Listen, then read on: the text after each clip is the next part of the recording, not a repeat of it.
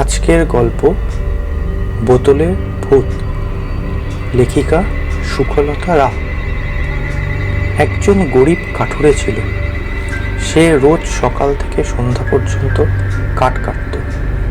কাঠ কেটে যখন তার কিছু টাকা জমল, তখন সে সেই টাকা দিয়ে তার ছেলেটিকে পাঠিয়ে দিল শহরে লেখাপড়া শিখতে। ছেলে খুব মন দিয়ে পড়াশোনা করে, তার বেশ নামও হচ্ছে। এর মধ্যে তার বাবার টাকা গেল ফুরিয়ে, কাজেই তার লেখাপড়া শেখা হলো না। সে বাড়ি ফিরে এলো। কাঠুরেও তাতে বড় দুঃখ হলো। ছেলেটি তাকে এই বলে সান্ত্বনা দিল, তার জন্য ভাবছে কেন বাবা, যদি কপালে থাকে ঢের লেখাপড়া হবে। এখন চলো কাঠ কাটতে যাই। কাঠুরে বলে, তোমার গিয়ে কাজ নেই, কখনো কাঠ কাটুনি, এত পরিশ্রম করতে তুমি কি পারবে? আর আমাদের তো একখানা বই রুলও নেই। কিন্তু ছেলে যাবেই ঠিক করেছে। সে বলল, আর কারোর কাছ থেকে একটা কুড়ুল চেয়ে আনো বাবা, তারপর কদিন কাঠ কাটলে যে পয়সা হবে তাই দিয়ে একটা নতুন কুড়ুল কেনা যাবে। তখন আরেকজনের কুড়ুল ধার করে নিয়ে দুজনে বনের ভিতর গেল কাঠ কাটতে। দুপুর বেলায় কাঠুরে কুড়ুল রেখে তার ছেলেকে ডাকলো, এসো একটু বিশ্রাম করো, চারটি খেয়ে নে, বড় পরিশ্রম হয়েছে। কিন্তু ছেলের ইচ্ছা নেই বিশ্রাম করতে। তুমি খাও, আমার মোটেই খিদে পাইনি। আমি একটু ঘুরে দেখি কোনো গাছে পাখির বাসা আছে কি বলে সে পাখির বাসা খুঁজতে বেরোবে। তারপর এ গাছ ও গাছ দেখতে দেখতে এক প্রকাণ্ড বটগাছের কাছে এলো। 300 বছরের পুরানো বটগাছ, ডালপালায় চারিদিক অন্ধকার করে রেখেছে। ডাল থেকে একটা মোটা শিকড় সব মাটি পর্যন্ত ঝুলে পড়েছে। কাঠুরে ছেলে ভাবল, এর ভিতর নিশ্চয়ই অনেক পাখির বাসা পাওয়া যাবে। এই ভেবে সে বটগাছটার কাছে গিয়ে উপরের দিকে তাকিয়ে খুঁজতে লাগলো পাখির বাসা আছে কিনা।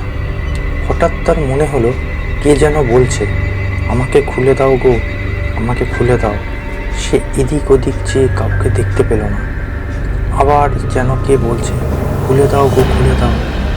তখন সে চেঁচিয়ে জিজ্ঞেস করলো, কে খুলে দিতে ডাকলো, কোথায় তুমি? সে কথার উত্তর এলো, এই যে গাছের শিকড়ের নিচে। তখন ছেলেটি নিচের দিকে তাকিয়ে বটগাছের একটা শিকড়ের তলায় একটি বোতল দেখতে পেল। বোতলটাকে বার করে হাতে নিয়ে দেখে যে এর ভিতরে ব্যাঙের মতো একটা কি যেন লাফাচ্ছে আর চিচি করে বলছে, আমাকে খুলে দাও, আমাকে খুলে দাও। কাঠুরের ছেলে বোতলের চিপিটা খুলে দিল। ওমা, অমনি সেই ব্যাঙের মতো জিনিসটা লাফিয়ে বাইরে এসে দেখতে দেখতে 10টা বটগাছের মতো উঁচু হয়ে বলে কি, এবার তোর ঘাড় ভাঙব। আমি ঠিক করে রেখেছি, যে আমাকে বোতল থেকে বার করবে আমি তার ঘাড় ভাঙব। কাঠুরের ছেলে কিন্তু তাতে মোটেই ভয় পেল না। সে জবাব দিল, এই কথা আগে বলতে হয়, তাহলে আর তোমাকে বোতল থেকে বেরোতে হতো না। ঘাড় ভাঙা বুঝি অমন সহজ কথা? আগে সাক্ষী বার কর যে আমি তোমাকে ছেড়ে দিয়েছি। ভূত বলল, সাক্ষীটা কি আমি জানি না, ছেড়ে যখন দিয়েছ তখন ঘাড় ভাঙবই। কাঠুরের ছেলে তাকে থামিয়ে বলল, রোসো, অত তাড়াতাড়ি কেন? আমার তো কিছুতেই বিশ্বাস হচ্ছে না যে তুমি ওই বোতলের ভিতর ছিলে। অত বড় ভূতরা কি কখনো ওর ভিতরে থাকতে পারে? ওসব তোমার মিথ্যা কথা। ভূতেরা মিথ্যা কথা বলে না। কাজেই তাকে মিথ্যাবাদী বলাতে ভূতটা ভারী চটে গিয়ে বলল, বেটা মিথ্যে কথা, তবে এই দেখ। বলেই শুরুত করে আবার ব্যাঙের মতো ছোট হয়ে বোতলে গিয়ে ঢুকলো। আর কাঠুরের ছেলেও অমনি তাড়াতাড়ি দিল তার চেপিটা এঁটে। ভূত ভয়ানক ব্যস্ত হয়ে চেঁচাতে লাগলো, আরে আরে, করিস কি করিস কি? কিন্তু কে তার কথা শুনে? বোতলে বেশ ভালো মতো ছিপিটা এঁটে তাকে আবার সেই বটগাছের নিচে রেখে দিয়ে এলো।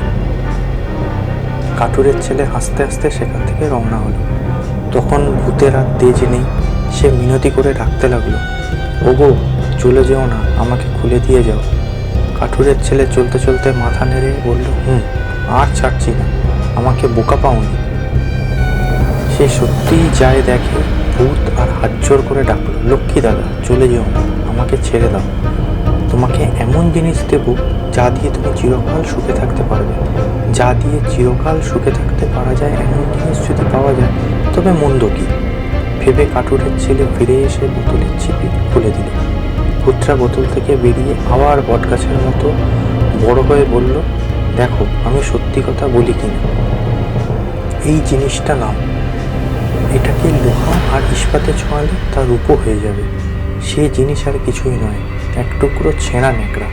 কাঠুরের ছেলে সেটি হাতে নিয়ে আগে পরীক্ষা করে দেখল। তার কুড়ালটা